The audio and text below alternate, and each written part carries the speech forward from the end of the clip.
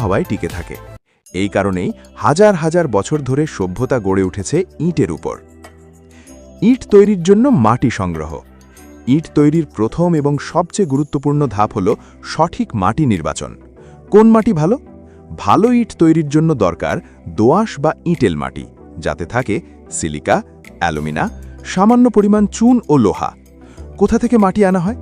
নদীর তীর, খালবিল, নিচু জমি, কৃষি জমির ওপরের স্তর, যা পরিবেশের জন্য ক্ষতিকর। এই মাটি সাধারণত বর্ষার আগে সংগ্রহ করা হয়। মাটি প্রস্তুতকরণ, একে বলে সয়েল প্রিপারেশন। মাটি সংগ্রহ করার পর সেটাকে সরাসরি ইট বানানো যায় না।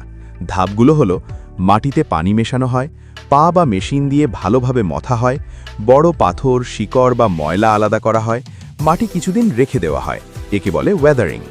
এই ধাপে মাটি নরম ও ব্যবহারযোগ্য হয়ে ওঠে। এখন শুরু হয় আসল ইট বানানোর কাজ। দুইভাবে ইটের আকার দেওয়া হয়। এক, হাতে তৈরি ইট।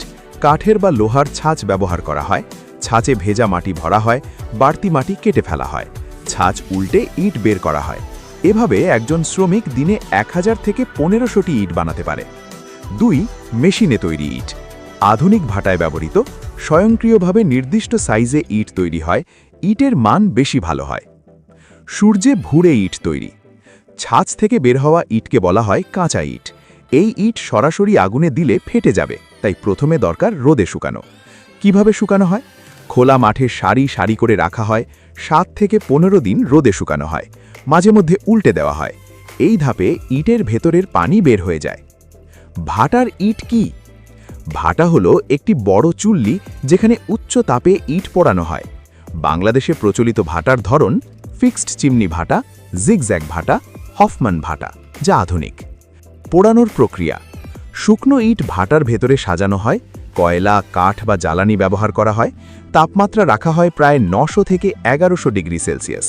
5 থেকে 7 দিন ধরে পোড়ানো হয়।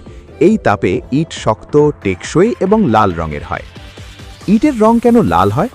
মাটিতে থাকা লোহা আগুনে পুড়ে লাল রং ধারণ করে। যদি তাপ কম হয় তাহলে ইট ফ্যাকাশে, আর তাপ বেশি হলে ইট কালচে।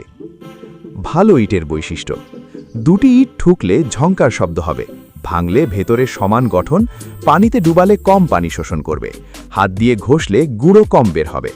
পোড়ানো শেষে ইট ঠান্ডা করা হয়, বাছাই করা হয়, ট্রাক বা ভ্যানে করে পাঠানো হয়, যায় নির্মাণ সাইটে। ইটভাটার পরিবেশগত প্রভাব: ইটভাটা নিয়ে কিছু বাস্তব সমস্যা রয়েছে। বায়ু দূষণ, ফসলি জমির ক্ষতি, শ্রমিকদের স্বাস্থ্য ঝুঁকি, বন উজাড় কাঠ ব্যবহারের কারণে। আধুনিক ও পরিবেশ বান্ধব সমাধান: আজকাল বিকল্প হিসেবে আসছে ব্লক ইট, auto brick, fly ash brick. এগুলো পরিবেশের জন্য তুলনামূলক নিরাপদ। একটি সাধারণ ইটের পেছনে লুকিয়ে আছে মাটির গল্প, শ্রমিকের ঘাম, আগুনের তাপ, দিনের পর দিন কঠোর পরিশ্রম। এই ইট দিয়েই গড়ে ওঠে আমাদের সভ্যতা।